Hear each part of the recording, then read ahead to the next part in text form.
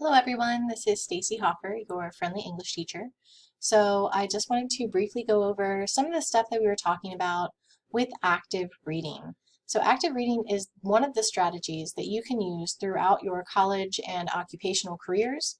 And it goes a little bit like this. So before you start reading, you preview. You see what this information is going to be about, what you already know about it, and this is normally done very quickly. You might not even notice that you're doing it. Annotation, on the other hand, is what you do during the reading. So this is the difference between passively watching a football game or screaming at the television trying to coach the players.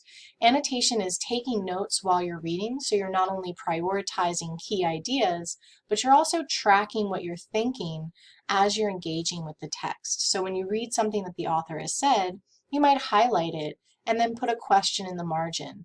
Or you might underline it and then say whether you agree or disagree. Then after you've done that big annotation portion, you go back and you reflect on what you thought of that reading. So let's see what this looks like. In terms of our first reading, you're going to be working on the danger of a single story. So let's come down to that reading here found on our D2L site. And you can either download this as a PDF or as a Word document. You can print it off. You can just read it here and take notes on a different sheet of paper. But what I like to do is download it as a Word document because I think it's the easiest way to go about annotating. So here what I'm going to do is I'm going to go on Review. That gives me the option to insert a comment when I want to. And I'm going to come through and just highlight a couple things in this first paragraph.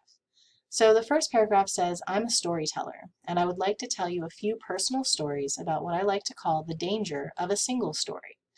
So I could highlight storyteller, and I could say that this is what the writer identifies as. But I think what I'm going to do is highlight this next sentence. I grew up on a university campus in eastern Nigeria, because I think that's really important. So I'm going to go ahead and highlight. And then this part,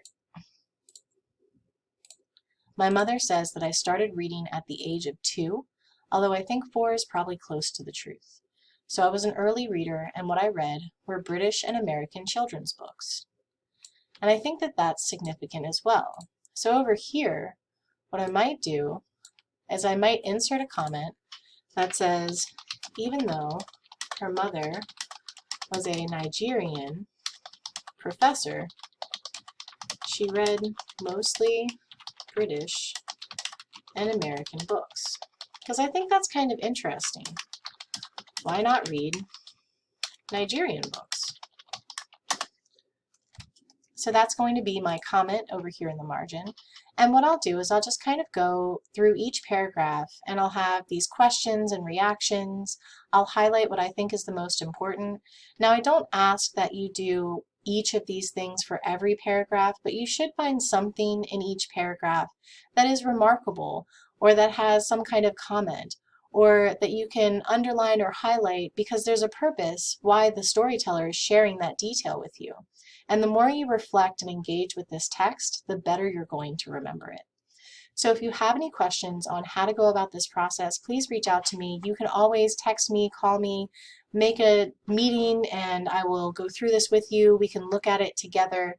But good luck. I hope you enjoy this story. And as you're reading, think about how your own story has been impacted by critical thinking, how being skeptical might impact your own experience and the kind of narrative that you're going to share in your paper.